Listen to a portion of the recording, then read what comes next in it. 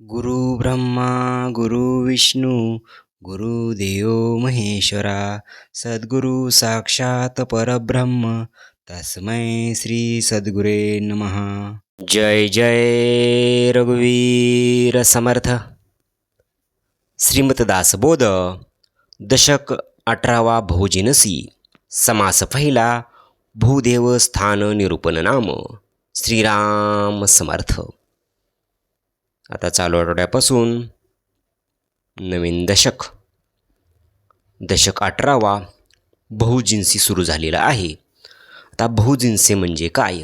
बहु म्हणजे अनेक किंवा खूप, जिन्सी म्हणजे प्रकार, वस्तू, भेद, स्वरूप। त्यामुळे बहुजिन्सी म्हणजे अनेक प्रकारांनी भरलेला आणि विविधतेने युक्त। या दशकात समर्थ रामदास स्वामी अनेक विषय, अनेक प्रकार आणि अनेक दृष्टिकोन मानतात। अनेक देव, अनेक उपासनी पद्धती, अनेक विचारधारा आणि अनेक अनुभव म्हणजे हा दशक विविधतेचं दर्शन घडवणारा आहे। आणि त्यातील समास पहिला भूदेव स्थान निरूपण नाम। या समासाच्या पहिल्या ओळीत श्री समर्थ म्हणतात की तुझ नमो गजवदना, तुझा महिमा कळेना, विद्या बुद्धी देसी जना, लहान थोरासी। श्री समर्थ म्हणतात की हे गजवदना, तुला मी नमस्कार करतो। तुझा महिमा अगाध असल्याने तू कळत नाही। सर्व लहान थोर लोकांना तूच बुद्धी आणि विद्या देतोस। तुझ नमो सरस्वती, चारी वाचा तुझी न स्फूर्ती, तुझी निजरूप जाणती ऐसे थोडे। श्री समर्थ या दुसऱ्या ओळीत सांगतात की हे सरस्वती, तुला नमस्कार असो। तुझ्यामुळे चारी वाचा स्फुरतात। तुझे निजरूप जाणणारे लोक खूपच थोडे असतात। धन्य धन्य चतुर्नाना, धन्य धन्य चतुर्नाना, हाती ता केली सृष्टी रचना, वेदशास्त्रे भेदनाना प्रगट केले। चतुरानन म्हणजे ब्रह्मदेव। समर्थ म्हणतात की तुम्ही खरोखरच धन्य आहात। तुम्ही सर्व सृष्टीची रचना केलीस, वेद शास्त्र आणि नाना भेद यांचे प्रगटीकरण केले। धन्य विष्णू पालन करती, एकांशे सकळ जीवासी, वाढविसी वर्तविसी जाण जाणो। श्री समर्थ फुईटे सांगतात की हे विष्णू, तू धन्य आहेस। तूच सर्वाचे पालन करतोस। तुझ्या एका अंशाने सर्व जीवांना त्याचे अंतरंग जाणून वाढवतोस आणि वागवतोस। धन्य धन्य मुळा शंकर, जयास देण्यास नाही पार, राम निरंतर नाम जपत आहे। श्री समर्थ म्हणतात की भोळा शंकर खरोखरच धन्य आहे, ज्याच्या देण्याला मर्यादा नाही। तो निरंतर रामनामाचा जपत जपत करत असतो। धन्य धन्य इंद्रदेव, सकळ देवाचाही देव, इंद्रलोकीचे वैभव काय म्हणून सांगावे। श्री समर्थ यावेळी सांगतात की सर्व देवाचा जो देव इंद्रदेव धन्य आहे। इंद्रलोकीचे वैभव एवढे आहे की त्याचे वर्णनसुद्धा करता येत नाही। धन्य धन्य यमधर्म, सकळ जाणती धर्माधर्म, प्राणीमात्राचे वर्म ठाई पडती। श्री समर्थ म्हणतात की सर्व धर्म आणि अधर्म यांना जाणणारा यमधर्म धन्य आहे। तो सर्व प्राणीमात्राचे वर्म जाणतो। व्यंकटेशी महिमा किती, भले उभ्या अन्न खाती, वडे धिरडी स्वाद घेती, अतळास आपलाचा। श्री समर्थ यावेळी सांगतात की व्यंकटेशचा महिमा फार आहे। त्याच्या स्थानी भली भली माणसे उभ्याने अन्न खातात, वडे धिरडे आणि स्वादिष्ट गारग्याचा स्वाद घेतात। धन्य तो बनशंकरी, उदंड शाकाचा या हरी, विवर विवर भोजन करी ऐसा कैसा। श्री समर्थ येथे सांगतात की हे बनशंकरी, तू धन्य आहेस। तुझ्या नैवेद्याला खूप भाज्या लागतात, त्या सर्वांची चव घेऊन भोजन करील असा भेटणे कठीण आहे। धन्य भीम गोलांगुळा, कोरवण्यांच्या उदंड माळ्या, दहीवडे खाता सकळा समाधान होय। श्री समर्थ येथे सांगतात की गायीसारखे पुच्छ असणारा बलभीम धन्य आहे। त्याला उडदाच्या वड्याच्या उदंडमाळा घातले जातात। दह्याबरोबर वडे खाऊन सर्वांना समाधान वाटते।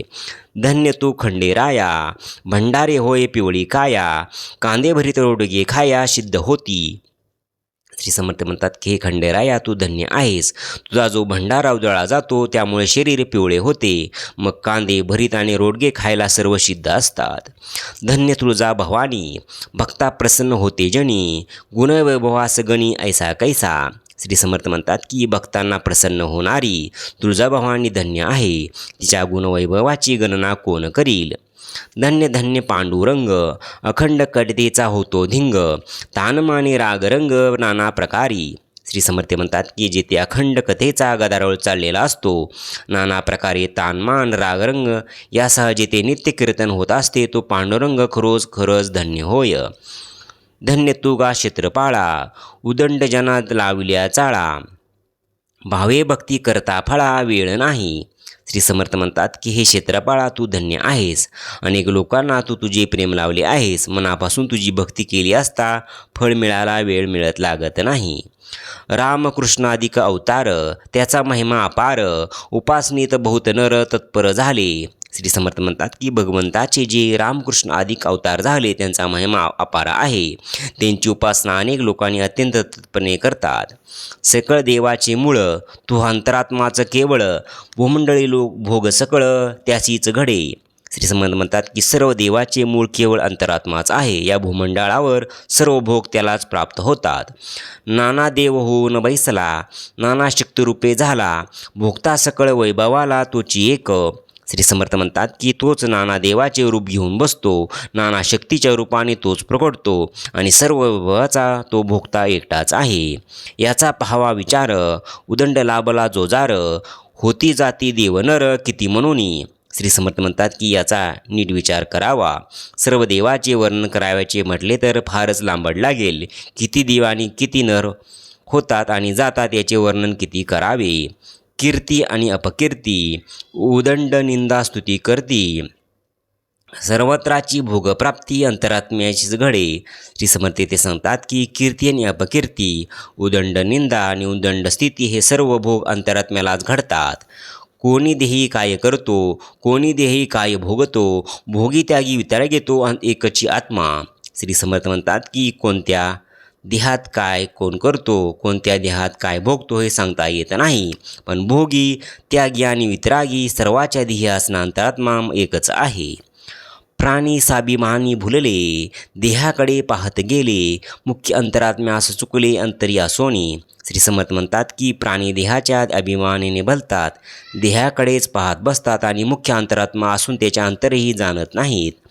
आर्य आत्म्याची चळवळ पाह्य भूमंडळ असा कोण. आगाध पुण्य अंडळ काही एक. आर्य अंतरात्मे कर्तृत्व जाईल असा भूमंडळ कोण आहे. आगाध पुण्याचा संग्रह असेल तरच एखाद्या माणसाला त्याचे थोडेफार अनुसंधान राहते. त्या अनुसंधानासरसे जुळून जाई जे किलमिशे. अंतर्निष्ठ ज्ञानी ऐसे विवरून पाहती. श्री समर्थ म्हणतात की ते अनुसंधान राहिले असता त्याच्या योगाने सर्व मलिनत्व पाप जळून जाते. जे अंतर्निष्ठ ज्ञानी असतात ते या प्रकारे विवरून जातात. अंतर्निष्ठ तितके भरले अंतर्भ्रष्ट तितके बुडाले. बाह्यात्कारे भरंगळले लोकाचारे. श्री समर्थ म्हणतात की अंतर्निष्ठ असतात ते तरतात आणि अंतर्भ्रष्ट असतात ते बुडतात. कारण ते बहिर्मुख असलेले लोकाचाराच्या नादी लागून भरकटत जातात. इति श्रीदासबोधे गुरुशिष्य संवादे भोजतेने निरूपणनाम समास पाहिला.